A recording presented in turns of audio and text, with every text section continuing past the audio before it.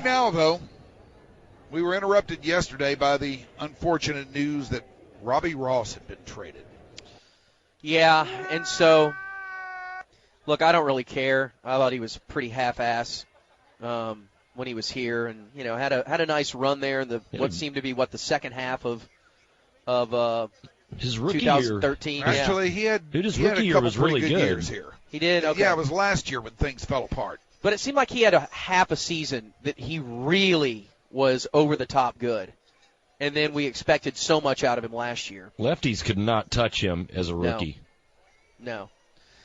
So, anyway, the main thing is he was one of my favorite people to make fun of because of his giant teeth. And I just assumed that when he spoke, he had this certain way of comporting himself and that he was really farm-centric and he loved, squirrels. You ever hit your head with a shovel? Yeah. All of that. And I'm going to miss him. And I know one of my biggest... You should. You ran him out of town. One of my biggest supporters in the world in this is our own David Mino. It's one of my favorite drops. I'm going to miss it. Yeah, and I just, I don't know what to do. You can't do him anymore. It's just you just can't do it. So, anyway. Do anything you want. No, he's gone. It's too difficult. When he would come in and blow a save or whatever, blow a game, then. Play it when the Red Sox come to town. Well, that's true. That's true. We have a couple opportunities every year. But David, our buddy, put together this little Robbie Ross tribute as he makes his way to the East Coast. And I'll tell you what we're going to do. What? We are going to play it right here live. On the Ticket. Sports Radio 1310, The Ticket.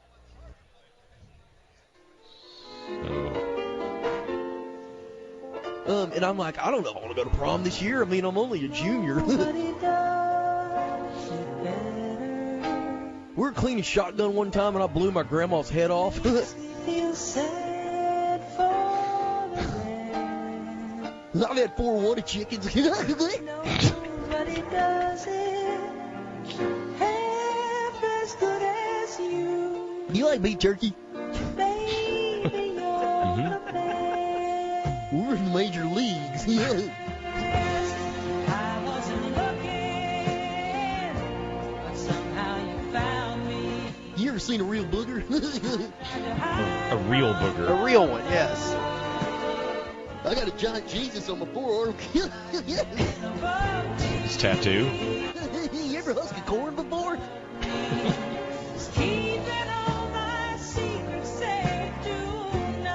You ever hit your head with a shovel?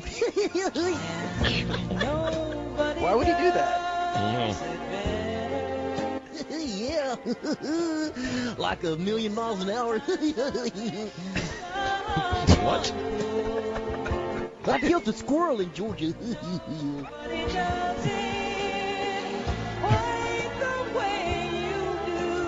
You know who I met today? Russell Wilson. Quarterback.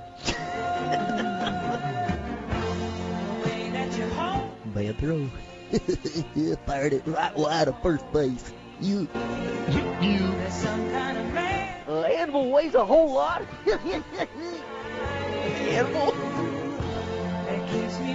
You ever had a squirrel sandwich?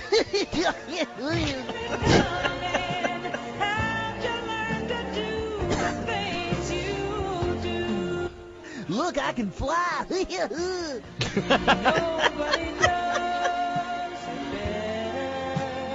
I'm going to take a zip line from the bullpen all the way out to the pitcher's mound. Got my fastball back. Nobody does it half as good as you. I was on my daddy's tractor like 2.5 years ago. Swear to God, man. We saw this bull weevil down there. I'm like, man, are we going to kill that thing? And we went over there and hit that thing, and then my granddad came out, and he's like, don't do that again. I would just rather hear all of the laughs strung together in one big Robbie Ross laugh. I want to miss Robbie. God. I am going to miss that. You going to miss that impression, Mike? No. Yeah, you are. No, I'm yes, not. you are. No, I'm not, because you ran him out of town. You think that really played into the Rangers' plans? He could never succeed here because of you. He demanded the trade.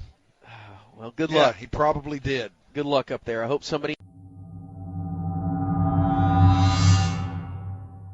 Right now, before we get to the Ranch Report with Todd Archer, what we want to do is visit with the fellow who's doing traffic with us this week. Now, you all know him. He's been on here numerous times before. Always interesting to visit with the great Doyle King. That's right. Hi, Doyle. Thank you, Mike. How's it going? That guy named Snake. Yeah.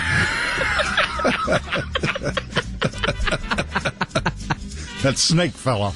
All right, so Doyle walks in the other day, wishes us all a Happy New Year, Yeah. which we reciprocate. Happy New Year to you too, Doyle. Yes. we, Happy New Year. we reciprocate, and he goes, "What'd you do on New Year's Eve?" Well, I didn't do anything. What'd you do, Doyle? I got married. And I was like, "What?" I thought you already were married. Well, I was, kind of. And I was like, "Stop right there. Kinda. Stop right there. I don't want to know another damn thing. We're going to hash this out over the air." Not only did we stop him down then, we made this proprietary to our show. Right. Yes. So Doyle, now, I don't know why we first got you on the air. Was it your crack I'm Doyle. admission? Is that what it was? Yeah, I think it had to do with the interview from the morning show. Yeah, that's what it was. Okay. The Musers got him on. I don't think they had any idea who Doyle was. Of course, now I do, but they didn't, and they... You know, they stole that. They heard that you wanted to have me on, and they usurped you. Yeah, and we made sure that didn't happen this time. Yes, you did. I like you guys better anyway. Thank you. But Doyle and I, you know,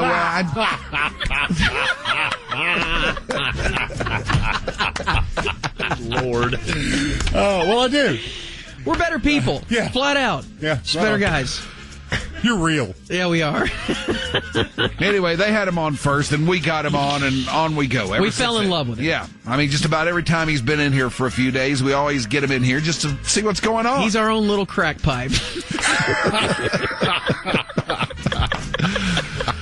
But I must say, Doyle, you outdid yourself. You caused a major stop down in here with your New Year's Eve exploits. So would you like to fill in the blanks a little bit? Sure. Let's go back about 22 years Okay. ago, or so, because that's when my wife and I got married Right. the first time down Right. at Poor David's Pub, Rusty Weir concert. That Right. was fun. Were you on acid or something? No, Okay. not that night. Okay. Ask me about when we went to the Irish Festival at Fair Park though sometime. Okay. Okay. So 22 years ago, fired from Q102. Sure. Well, that's another story. But at any rate, I'd had an accident in my truck after my first wife and I had separated. My insurance was paid up through the year. She cancels my insurance. I have a wreck, and I've got no truck. I got a lawsuit filed on me. You know, they suspended my driver's license because I couldn't pay because I wasn't working. Didn't have a driver's license. Had to get a driver's license. So I go down and I get a fake driver's license so I can drive a truck. Right. And that's the driver's license, the only one that I had, a form of ID that we used for our original marriage certificate to get our marriage license. So that's what we got married under. You got married with a fake ID? Yes. Would you go to Vicon Village and said you were from Oklahoma? Well, it was actually a real driver's license, but it was a fake name. You had a fake name? Yes. Would you use somebody else's birth certificate? Yeah. Who were you? Like done that. Otis Birdsong or something? I might not should say. Come on. I'd rather you didn't. Okay. Did you ever Okay. see a guy with a fake head? So my wife and I are married, and it was my dad's certificate. Oh, okay. You know, we just changed the date Yeah. and stuff, you know. But anyway, so we got married under the fake driver's license. It's our 20-year reunion on New Year's Eve, and we want to get married. So we go down to the courthouse, and we get another marriage license, and the lady behind the counter steps out from behind the counter and asks me, "You got married with a fake? You presented false documents to get your marriage license?" And I'm going, uh-oh. You told him this? You said, look, we had a little ruse going 20 years ago. Yeah, that's why You're making small talk and all Hey, that. it's 20 years ago. Let it go. Yeah. Who cares? Wasn't like you were the Unabomber. She grabs me by the arm and says, "You need to come with me." And I went, oops. Oh, shoot. But she said, I'm just kidding. Oh, really? Yeah. So now on to the marriage. My daughter and my son have planned a big deal. They've set up the garage. They've hung Christmas lights all over. They've built a bar. You know, they know how I love to drink. Sure. And how my wife loves to drink. So we get there about 10:30 or so after eating at Bob's. Nice. Yeah, nice. Yeah. It was nice. It was great. They got great food there, man. Yeah. I love it. So I'm stuffed to the gills. Brr. Brr. Beef. It's what's for dinner. So we get there about 10:30 or so, and Jeremy steps behind the bar, a friend of ours, and he pours tequila shots. Mm-hmm. So my wife has one. I'm not drinking tequila. My stomach won't let me. Sure. Besides that, I'm full as a tick, man. She has a shot. She has another shot. You know, we get ready for the marriage. We have the ceremony there. We get remarried legally this time under real names. And in your garage. In my son's garage. Mm-hmm. And we have another shot of tequila. My wife does. My daughter's there, and she's pouring. And then we have another shot of tequila. Now, how old are you and your wife right now? No, we're this is last New Year's Eve. I know. I'm asking you, how old are you now? 53. And she's 54. same age? Yeah. Okay, all right. So I tug on her and I say, "Hun, I think that's probably enough." 4 shots. She doesn't drink. Oh, no. Oh, yeah. So Teresa's over there, my daughter. She's pouring shots every 15 minutes, man. So Connie has another shot, and I'm seeing my honeymoon go down the drain at this point. Yeah. I can tell that if she has another drink or two, there's no freaking way I'm going to get lucky. It's our honeymoon. Where's your honeymoon going to take place? We're at our house. Okay. We weren't going anywhere. Yeah. I had a big trip to San Antonio planned. But she suggested that we get remarried legally. And I said, yeah, that's a great idea. Let's do that. Renew our vows and everything. So she has yet another shot. Like I say, every 15 minutes, Teresa is pouring another drink. For a woman who does not drink. Right. Now we're up to about 7 drinks. Whoa! It's 2:00 in the morning or so, and one for the road. Oh, no. Fine. I mean, there's no way that I'm going to get taken care of. Yeah. None. I writing is on the wall. Right. So she has another one. We step out front, make a circle, have a smoke, head home. We're on I-20 coming from Mansfield back to Grand Prairie. Along about Carrier Parkway, she starts tapping on my leg. If I tell you, you need to pull over. Oh, no. Damn it! So she taps a little bit more. I don't get pulled over. We get to Beltline. We're about a block from the house, and I take off. And she goes, oh. Pull up into the driveway. She gets the door open and stands there and begins to puke. Success. That's the whole point, right?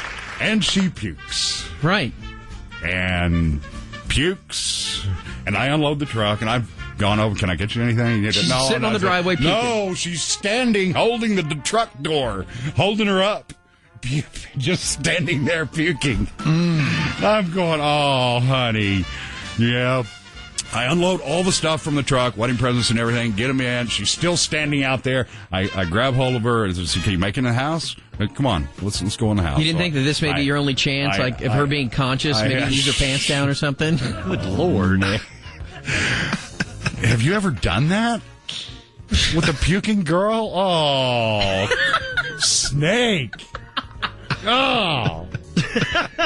Anyway, we get into the house, and she stands over the toilet for about 30 minutes, and I get her a wet washcloth and all of that, and try to get her cleaned up some. She's got puke all over her pantyhose, all over her shoes. You gotta get her, get her undressed. Then she sits down on the pot, with the trash can in front of her. and continues to puke. Good God. This goes on for about 2.5 hours. Oh, my God. Oh, yeah. She doesn't drink. Man, she probably had 10 shots of tequila in 2.5 hours. That's bad. So, I can't even do that, Doyle. I didn't even try. I had a couple of glasses of champagne. I was trying to stay lucid and have show her a wonderful honeymoon. Right. You know? And she's in there. What came up first, the carrot or the ribeye? Oh, God. There were carrots in the driveway, man, when I had to wash them down the next day. Oh, yeah. Gross. And she said when I got down to the rice, that's what she had for lunch. Oh, God. She knew it was going to be bad. Oh. But anyway, she's sitting there, hands in her, your head in her hands, going, oh, God, why did I do this? I should have listened to you. So I help her into bed, take the trash can over there with her, and finally she lays down and passes out. And that's when you have fun. Right? That's what you do, Dan. Ooh.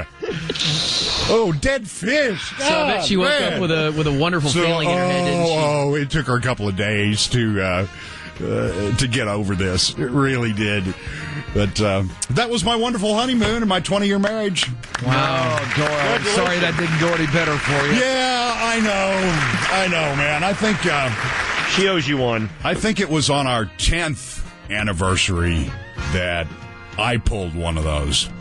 It might have been the 5th. We went back to see Rusty Weir at a show he was doing outside of Austin, and he and I shared a bottle of tequila on stage in between sets, and we ended up at this sleazebag motel because I wouldn't pay the price. You know, I went to the 1995 place, and we were on the bottom floor. Somebody's playing with a ball and a dog upstairs and selling crack. Yeah, they tend to stay up all night in those places. This is post-crack Doyle, right? Yeah. And all night long. Thump, thump, thump, thump, thump, thump, thump, thump, up the stairs. You hear the ball. Thump, thump, thump. Blah, blah, blah, blah, blah, blah, goes the dog. Brings the ball back. And then somebody else goes upstairs and downstairs. We ended up pulling out of the place about 5 in the morning coming home. But it was one of those nights. Anyway, so there was my happy anniversary and New Year's Eve, 2009. That's quite a story. Doyle. Tell it again. Well done, Doyle. Well done. I'm sorry it didn't go any better for you, but I trust everything's all right now. I was too. Now, have you gotten lucky? Have you told her you wanted to celebrate and you gotten lucky? Oh, yet? well, yeah. You know, I gave her a couple of days to recuperate. Right. We had a good old time. Okay. We still got it. We still got it. That's awesome. That is awesome. Because I don't. Yeah. What? Oh, I'm sorry, man. How long have you been married? Oh, it's nothing to do with the marriage. It's just me. I'm impotent. That's too bad. You need to do what Quagmire did to your ding-dong. Let's just talk. Oh! We've already tried that once on this show, and it didn't work. Gotta go. All right, Doyle. I'm sorry things didn't work out better, but it sounds like in the end it all did. So Thanks, Rod. that's good, man. Thanks, pal. We appreciate you. Man, All right. That is a Doyle King minute there.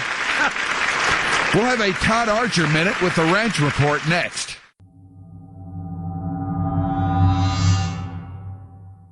The story of what happened to Bob Costas is coming out. It kind of popped up in a weird way, like right around the Super Bowl, because they started making it known that he was not going to be a part of their broadcast. NBC did. Last year. Last year, I'm sorry. No, not this year, last year. And I guess it was, right around this Super Bowl, we started to learn why that was. But it was really weird because they made it known, just kind of, hey, just in case you guys are interested, Bob Costas is not going to have anything to do with this. And now we're finding out why. ESPN has sicked Mark Fainaru-Wada on this. You know it's serious. Yeah, and when you see that byline on something, they ain't fronting no games. And it's going to be long article. Yes. It's going to be long article. It's You're going to be welcome. It's going to be serious article. It's going to be no-nonsense article, and it's going to be 100% worth the time. This is the article that makes your legs fall asleep. I did send it to Danny, and I said, long article, I'm sorry. It's good, though, man. It's really good, and, the end game of it all is this. No matter what you think of Bob Costas, I personally think Bob Costas is the voice of my entire sports life.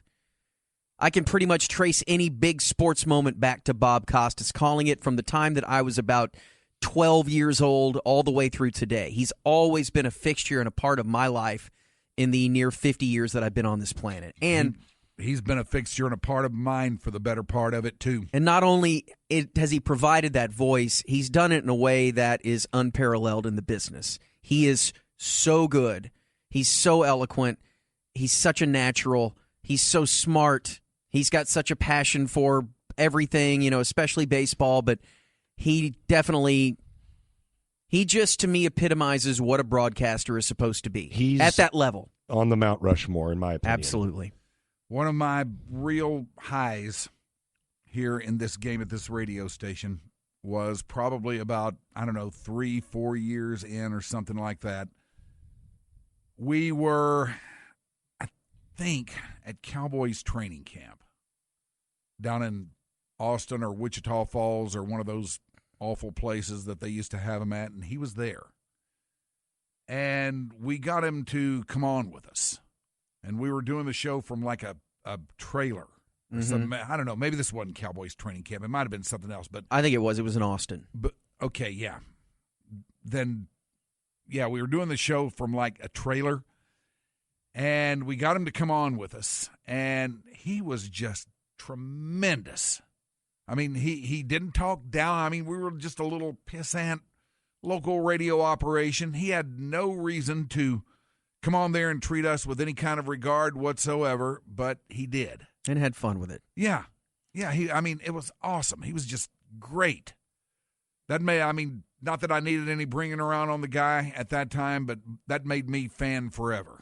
Well, as much as we think of him, and as much as he is on that Mount Rushmore of all-time broadcasters, and no matter how much power he had and how much respect he had within the business, it took about a 19th of a second for the NFL to snap his neck into 50 places and say, get the hell out of here.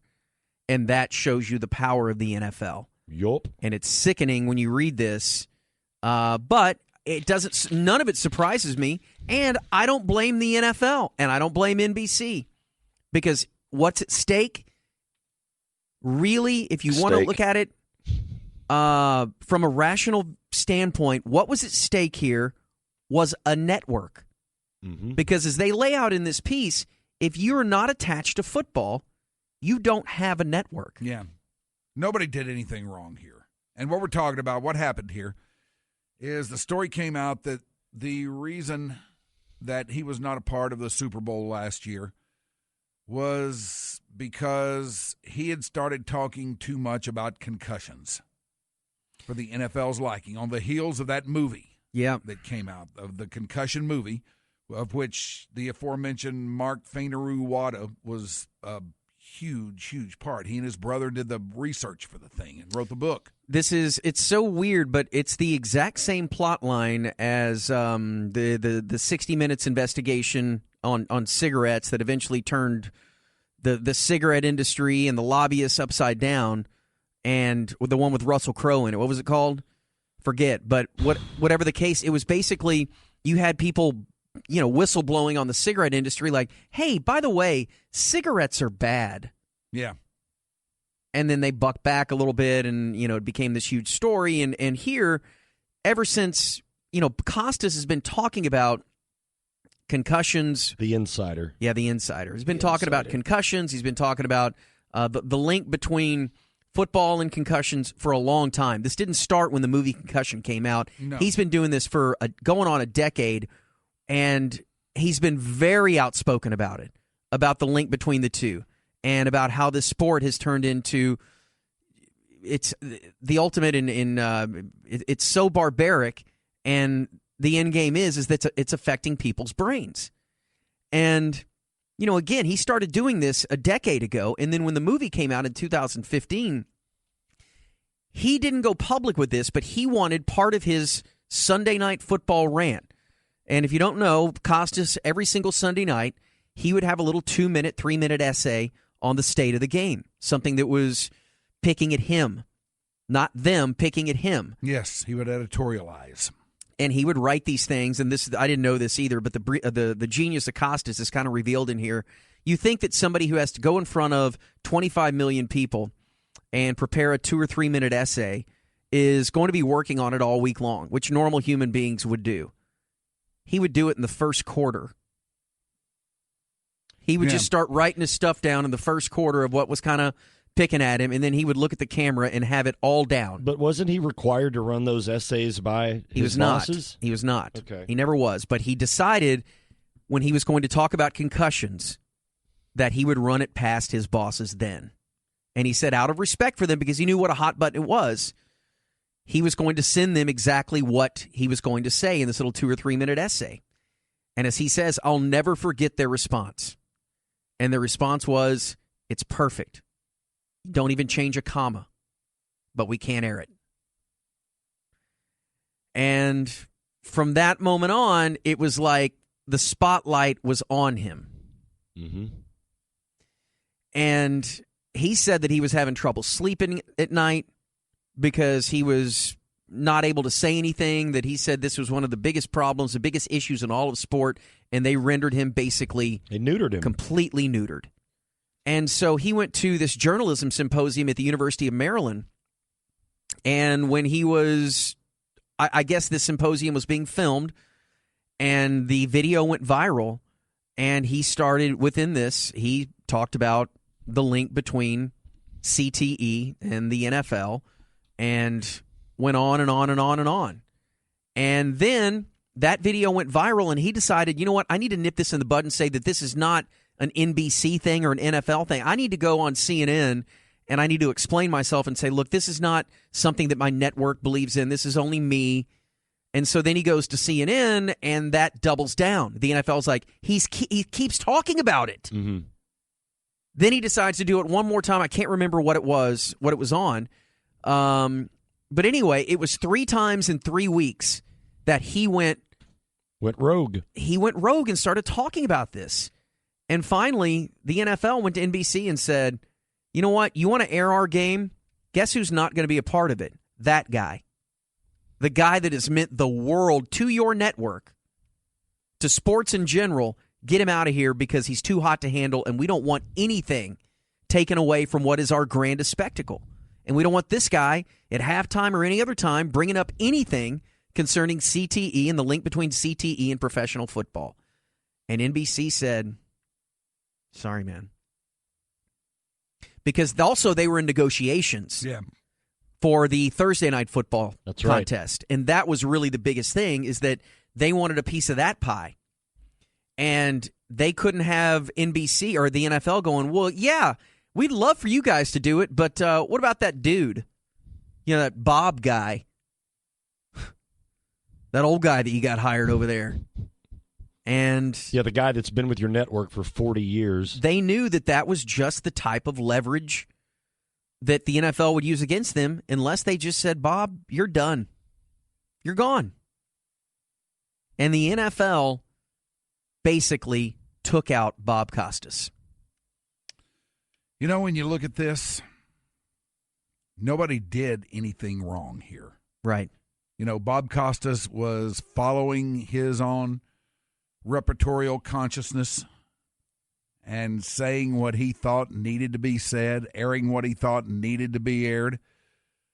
The network let him do it, but they and he have to be mindful of the fact that there's somebody above them that may not like this. Well, he had so soured on football anyway. I don't think this was that big of a deal to him. I don't think it was. I'm just saying that, you know, there's nobody to blame here. No. I mean, if you're looking to play the blame game in this situation, there's none there to be played because everybody acted within the parameters in which they have a right to. I guarantee you the people at the top of NBC, they're ashamed of themselves, and they probably had trouble sleeping at night because they had to kowtow to the big bad beast. They know what's right. Of course they do. Now, my question is, couldn't you have just taken him off of anything NFL related and kept him on for all of your other stuff? Or is it just too, what's the point? Honestly, I think at that point he thought, I'm out of here. Forget this. Yeah, he probably said, screw it. And I think, like you said, he's so down on football right now. And the line that got him in the most trouble was that Maryland symposium that said, the reality is this: the game destroys people's brains. Not everyone's, but a substantial number. It's not a small number. It's a considerable number. It destroys their brains. Or maybe the NFL went to them and said, look, if you don't get him off of your air altogether, then we're taking our toys elsewhere. Yeah. You won't have football. Right. And you need football. Yeah, Yes, you need football. You need football. I mean, think about it. The football is so powerful, they survived. Not only did they survive, they have thrived since the most powerful human being on the planet tried to take them down. The president. Mm-hmm. He tried to take the league down. Yeah. And he failed. Well, And I mean, nothing can touch this league. And so when you're just this cog, part of a broadcasting cog, and you don't fall in line, regardless of your legend status, you're gone. I mean, look at over the last, I don't know, since whenever it was that Fox came online and CBS said, well, we're not going to pay that. We're not going to pay what they're paying for football. Let them have it, man. Since then, we have seen two networks go without football for a significant period of time. And it ruined them. Yeah, and they both came crawling back. Yep.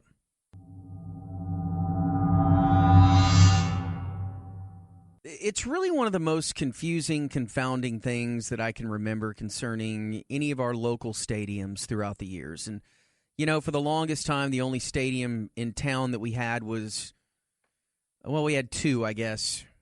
Obviously, Cowboy Stadium or Texas Stadium was built around the same time that the Ranger franchise came into existence. And then, as we mentioned earlier in the day, that just kind of started the whole erector set vibe or idea that the city of Arlington had as far as adding on to Ranger Stadium. Yeah. It really was never a new stadium or anything.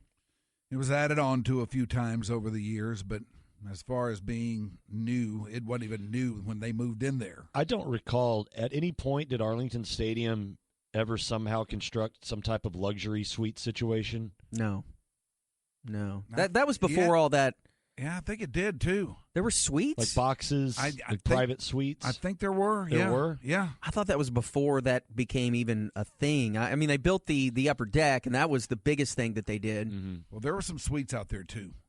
And I don't remember. Like running along the baseline? Yeah. Huh. I don't recall I guess that. I would have never been in a position to go to any of those suites. And you're sure about that? They had suites there? I believe it. I would bet on that, yeah. Okay.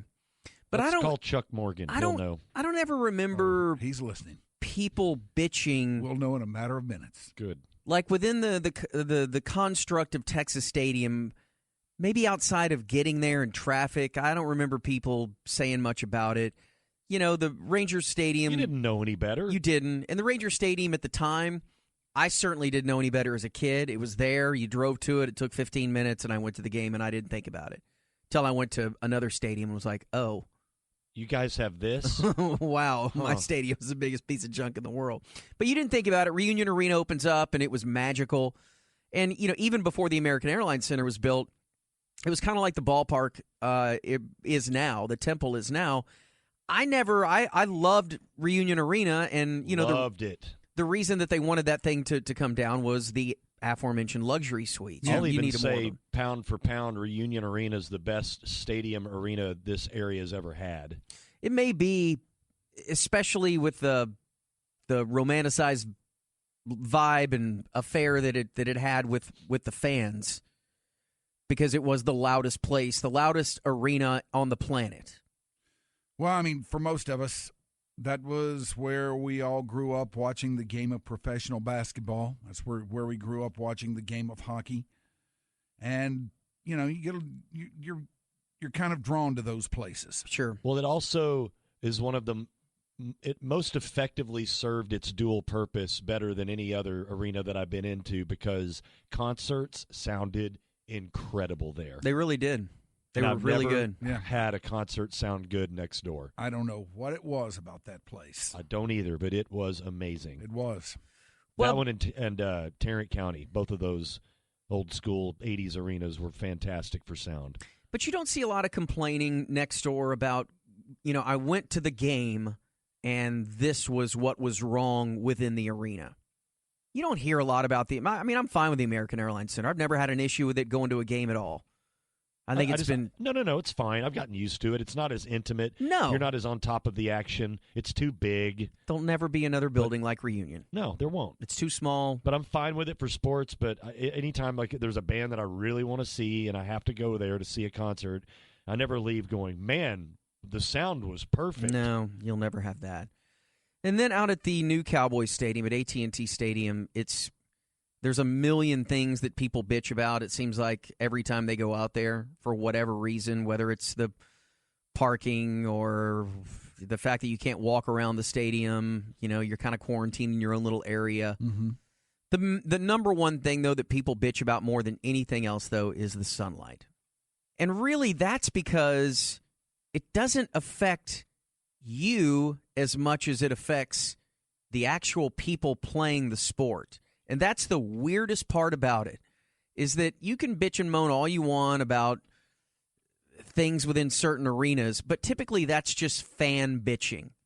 Oh man, that Coke costs $3.85. Can you imagine that? You complain about little things here and there, but it's never about the players having to deal with things. And as we know, with the sunlight, depending on how many games they play at a certain time of the day, it affects every one of them. It's the 3 o'clock game, correct? Yes, it's the late sunset games. And it's been going on since that thing opened up, and nobody can figure out why. And Jerry says that, that was part of the master plan. He always uses that phrase. I don't believe him. I think it was a mistake. That it was all about things that were going to be built up around it. Isn't that right, Ty? Well, I was just going to say, like Danny said, I think it was a huge mistake. And at this point, Jerry is so dug in, he's going to stick with that and not put any curtains up or anything, because this is the way he wanted it. Right. Which makes 0 sense. So the curtains have been up. Jerry. I think the curtains have been up twice. And one time they went up for the NFL draft last year. Mm-hmm. And I think that's because the NFL came in. Yeah. And once the NFL takes over, like they do with any stadium for the Super Bowl, that's theirs. That ceases to be yours the minute that they get a hold of that. It's almost like the USGA coming out and they say, all right, yeah, you can play the U.S. Open. Or we want to play the U.S. Open at your course. And course is like, yeah, that'd be great, man. And they're like, we'll be there in 10 minutes. And from that moment on, it's theirs. And they do what they want with it.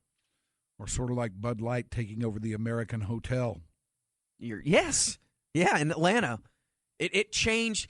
Boy, that's a great example, because that hotel went from a little kind of mom and poppy hotel into this corporate beacon. Yes, it was the Bud Light Hotel. And everything you saw inside from one day to the next, once they took it over, was all Bud Light. Yes. Everything. All the pictures of the Cold War came down and up went Bud Light stuff. Yes, and there's Bud Night. And they got rid of all the corn syrup. Exactly. Well, anyway, I think they did it for the NFL draft, and then maybe one other. I remember some other thing that it was certainly one for a football game. Well, now up at U.S. Bank, which is the kind of the clone up in Minneapolis of AT&T Stadium, maybe it was for the Final Four. I think that's what it was.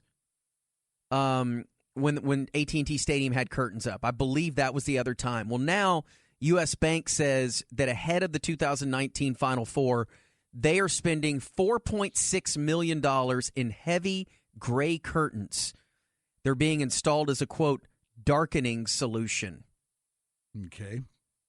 A darkening solution. That sounds like something that the Dallas City Council was worried about in 1964. My God. I'm not joking. It's just harsh to hear. Yeah.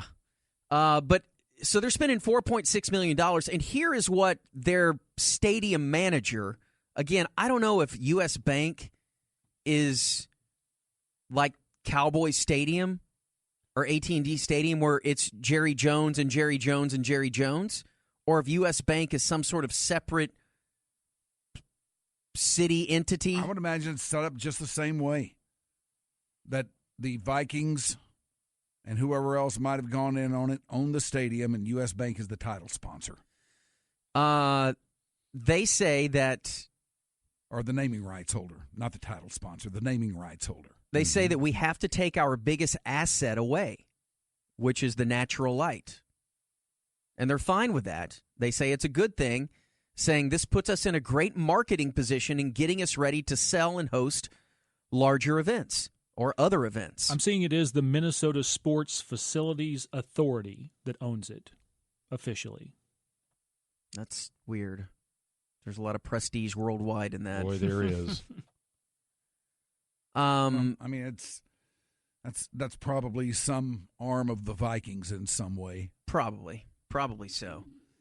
But they are doing it, and I don't think that they've had the issues that the Cowboys have had just because of the way that thing is done. Yeah. Or situated as far as the sun goes. Yeah. Mm-hmm.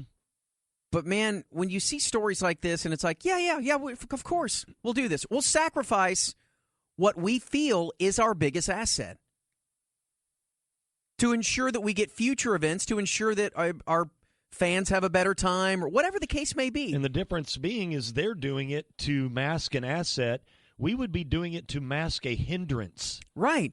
So, and it's again, and it would only be for the 3:00 games. And it's not like it's just if it would just affect, let's say that sun was shining into section 102, and there's 500 people in that section that are blinded from 4 to 4:45 that are paying $2,000 a ticket for season tickets for that game. I can see Jerry saying, "Hey, it's just part of it, bud. Sorry about that."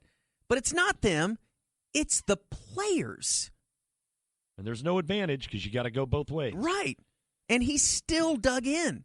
And if he did install these, I mean, that's a great idea, thick blackout curtains like that. You know what they would do? They would improve the acoustics in that room for concerts as well, just to have them ready for if there's a band, then you pull those things down because the biggest assassin of good acoustics is glass and steel.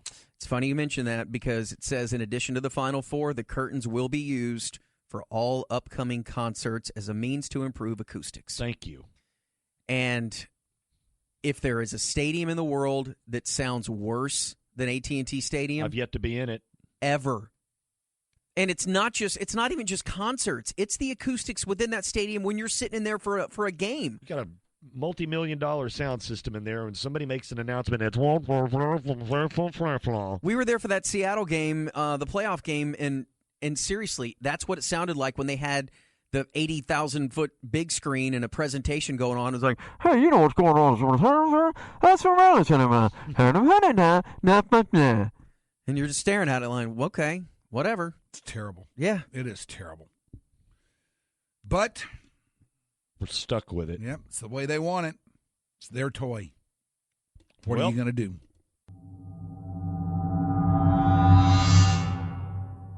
We have become all too familiar, God, Danny, with a little bit called, I don't know, Me Pig, Me Puig. I've never seen anything go, I don't want to say viral, but viral within our ticket community. Yeah. With less substance. Maybe Regonk, but at least Regonk's funny. This is pretty damn funny. My pig's pretty funny, man. People are my pigging everybody now. There's memes of my pig. Yeah, because it's funny. I have a pig in my house that says my pig on it. We saw a cartoon at Ticket Stock based on your pig. They gave away free pigs at some Ticket Stock booth. As they should. So anyway. It's got its own thing. Back to you. So if you aren't familiar with it, here is the version that you all know and love. My pig found itself smart enough to hop over the the barrier from his pen to the next pen and eat all of that pig's food, then go to the next one and eat all of that pig's food, and then the next one and eat all of that pig's food, and make his way back in time for when it was my time to feed him. He had already eaten 3 meals and was just sitting there waiting for me, and I would feed him, and he would eat that. That's why he gained so much weight and got sifted at the Fat Stock Show. Okay, so first of all, just the wobbly, drunk cadence of the way I tell a story, combined with the fact that it sounds like an out-of-breath 6-year-old trying to tell you about something that happened at school that day. I couldn't have economized and said, well, he jumped over 3 pins and ate all of the food and then came back and he was fat. No, and then he went to the pin food, and then he ate the pin and ate all that pin food, and then went to another pin and ate all that pin food. It is sound very like first a grader. flipping moron. That's part of the charm of it. God. It's awesome. I am an adult, full-grown man. You are. I've accomplished a lot in this life. And now it's this. It's reduced to the rubble of my pig. I feel, though, that when we all pass, that there will be that knowing nod, like when you do go, and whatever time it is, that when people are discussing Danny Bayless, that, yeah, that we all will have our thing. You know? I went to TCU. Oh, jeez. And I don't know if this has superseded or trumped Flask. Dude, it's close. It's real close. Yeah, it's very close. I've got a flask in my car if Wobbly. you guys want to join me for an after-hours drink. Well, there's a reason that was I wobbly. think this has superseded it. I do, too. I think my pig is bigger. It's just fresher. Maybe so, but I don't know. It seems to have more legs out there among the masses than Flask did. That went a long way. Make way. no mistake, Flask was strong. As people would approach you no matter where you were to tell you that they do have a flask in their car. And it removes the spinal fluid from my body. Just my pig does just as much as Flask did. Right. Where you're out at a bar or at Albertsons. Hey, Dingo, where's your pig? I don't know. Man. I haven't seen him. Well, anyway, the story was actually told well before this incarnation.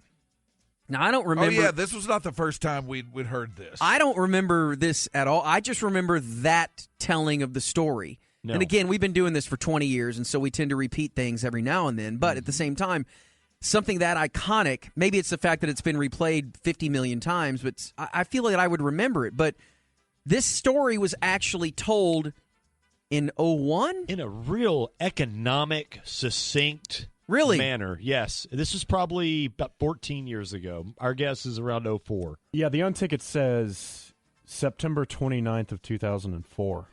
How did you come to get this? A P1 KJ Fairbrother is his name on Twitter. Tweeted me last week, said, hey, here's the first time Danny talks about his pig, and it's a link to the unticket. But why did they have that? Was it did we crack up? Again, I've not heard this. I want to kind of be surprised. The segment really has nothing to do with Danny's pig at all.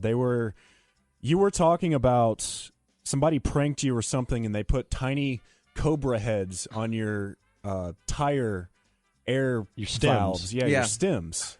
And I guess before that, Mike was talking about. Gosh, what was he? What was he talking about? Okay, so we had all seen Walk the Line. Yes. I guess the Johnny Cash, fake Johnny, or I guess the real the Johnny real Cash one, movie. Yeah, and that's Walk Hard. Yeah, Walk Hard is what I was thinking of. And we had talked, I guess, the previous day about how his brother died, and there was, I guess, something up for debate, and Mike was clarifying what it was, and I guess talking about farms and working on farms segued into FFA talk, and then Hammer raised an animal, and I raised an animal, and then I guess we got to the business at hand. But this was the first time I ever told the story about my pig, and listen for the way I used my pig. Okay, so before we get to this, you're going to hear a voice. And like last week, week, doing this? You have to, dude. Like last week, we were at a remote, and a guy walked up and goes, "Hey, man, I just at Fan and Tree Farm." Walked over to us. I can't think of Fan and Tree Farm without singing the song now. Fan and Tree Farm, bo bo. Fan and Tree Farm, bo Foreman. We're all pruning. Yeah, that was a good one. So anyway, a guy walked up and he goes, "Hey, I just started listening to you guys last month." Wow, there are people last that are month, just now jumping in on a this. month ago. Okay, go ahead. Anyway, there was Reset. a dude that worked on the show for a decade plus, 12 years, that has been gone now for almost 11. 11 years. His name is The Hammer. Absolutely, you bitch. So for those who haven't been listening for a long, long time, this is the voice that you're going to hear. He doesn't work on the show anymore, but that's another story. But that's that other voice. All right. Thanks. See, I was right. Aggro, Mike. I know my aggro. Will you wear your FFA jacket to work tomorrow? I sure will. I was a member of that. Cursive embroidered Mike. Pause on the that. front. God, your voice sounds deep. Yeah, there's something wrong with this tape. Either that or I didn't get any sleep. Probably the fact that it's about 40 years old. Well, yeah, but God. Usually your voice gets deeper as you get older. Like mine sounds to me significantly higher. It is. Yours is though is like you sound like Andre the Giant. Could have been a rough day. You never know. In 2004, good Lord, that was post-divorce. I might have been going on 3 days, no sleep. Okay, go on. Will you wear your FFA jacket to work tomorrow? I sure will. I was a member of that. Cursive embroidered Mike on the front. Didn't you show cattle and pigs and hogs? Yeah, well, then calves. you're into that a little bit. Then you had to know about. Yeah, you had to know about shredders, didn't you? Never heard of that. I've heard of a thrasher. I've never heard of it. You never driven the tractor and pulled a shredder? I didn't drive many tractors. I mean, I can because there's nothing out there that I can't drive. Nothing. I castrated a pig once. Oh, I did that. Mm-hmm. My pig. What was his name? Sniglet. Stop right there. My pig. My pig. My pig. God. Boy, what a difference between the two my pigs. The other one is so excited. This one is my pig. My pig. My pig. God. 14 years apart. What is wrong with you? I don't know. You've got to be so hungover. Maybe. It's possible. Okay, go ahead. Oh, I did that. Mm-hmm.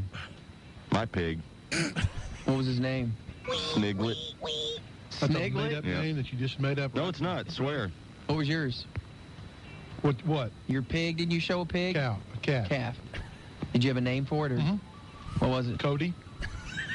I brought my pig to the Fort Worth Stock Show and it got sifted because it weighed too much, so I didn't get to show it. What does sift It mean? means they What just is cull sifted? it. It means they throw it out? Yeah, they throw it out.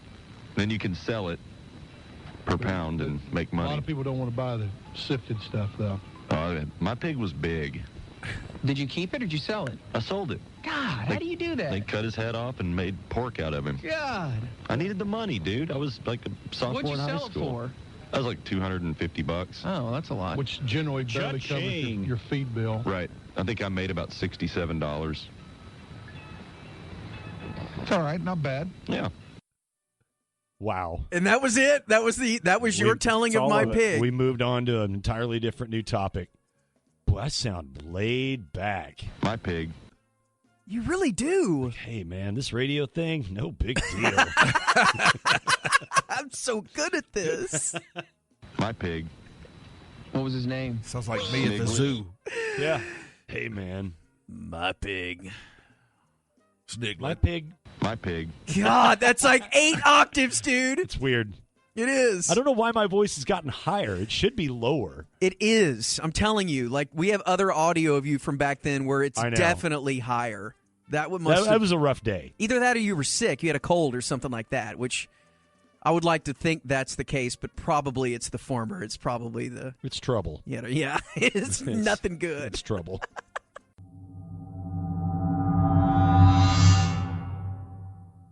All right, so It's perfectly in keeping with the way things go, though. So our little buddy Cray Trey, who made his name at this radio station we set up a porter station in the bathroom right here on the 4th floor of Cumulus International. We put Trey in a suit or a tux. We got him a tux. Tux. A suit. Put him in a tux, and I went and bought all this gum and cologne and candy and cigarettes and condoms, and we set it all out there on the bathroom. And we basically, we were treating it like this was some sort of high-end steakhouse, strip club, whatever, where they have bathroom porters, just to see how it went over. And you know what? It went over quite well. It was pretty convenient. People really enjoyed the porter service. So, and Trey kind of made a name for himself. We had, he was rolling on everybody walking in there, and he was telling, nifty stories and asking questions about people's day he was and everything. Making small talk and everything, just like they do. It's great. He earned a couple bucks. He did. We let him keep the tips. Yes. It was great for old just Trey. The tips. Just a tip. So today, on the heels of the Masters tournament, Trey called Augusta National. And for those who do not know, Augusta National is the most highfalutin, well-heeled, incredible, air quotes, club there is in the United States of America and maybe the damn world. It screams cray tray. Yeah. No one knows how to get in there. Nobody knows how to get tickets to the actual tournament. Membership, it's just... You're lucky if you ever lay eyes on the place. Yes, Augusta finds you. Yes. You don't find it. If it wants you, it finds you. They have turned down so many people, so many incredibly wealthy, famous people for membership. The only locals that I know that are members here, Tom Hicks is. How he got in, I'm not sure, but I've heard stories. Madonna and Brett Hull have gone down there and played with him at Augusta. And it takes that kind of money and that kind of prestige. They smile on the shyster. They kind of do. So he was a member. So Cray Tray called, and all he wanted to know was, could he get a tee time? Yeah, can I play? Yes. And... again, it's Augusta National. You don't just go play. This is not Tennyson Highlands. This is Augusta National. So when did they add Highlands into that? They redid it a few years ago.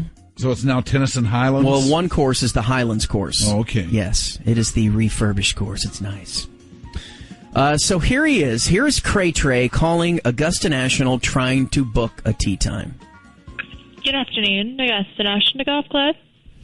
Hi, my name is Trey Mitchell. I just moved to Atlanta, and I saw your tournament on TV last week, and I thought your courses were really nice. They're really pretty, and I was seeing if I couldn't schedule a tee time for 4. For 4? Yeah, foursome.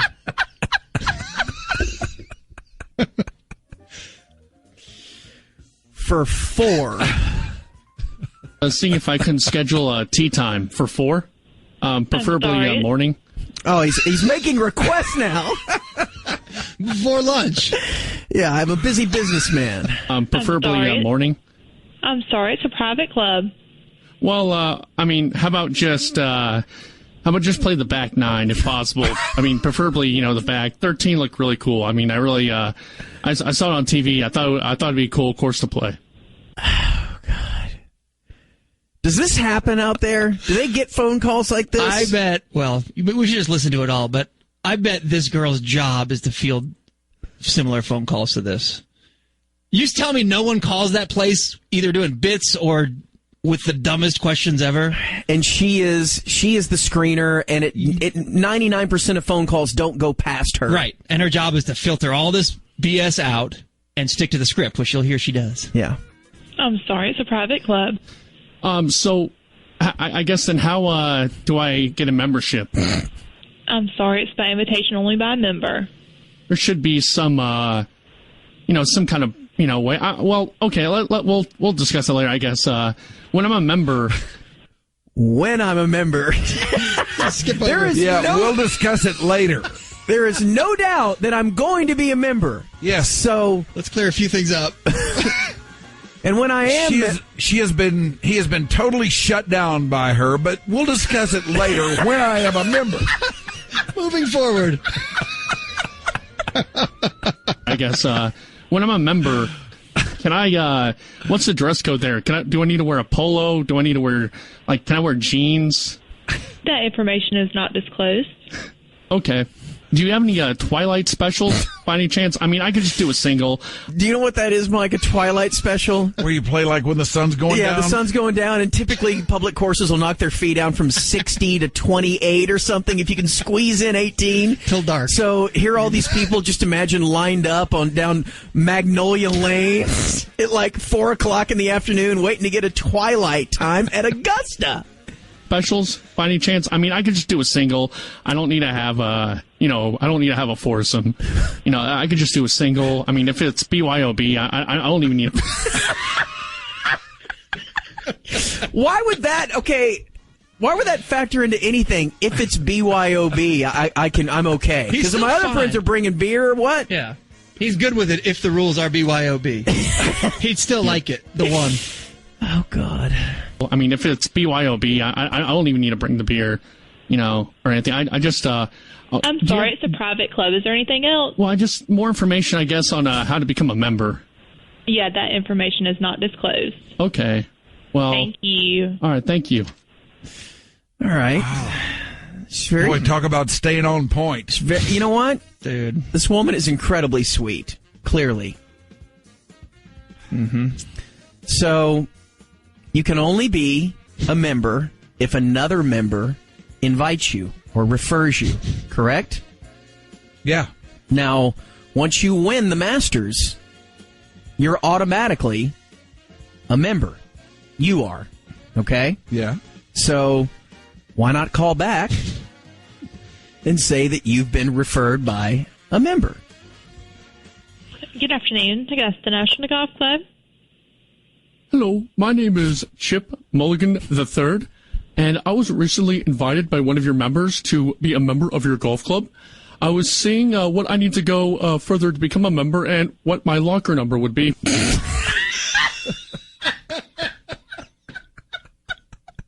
Chip Mulligan III.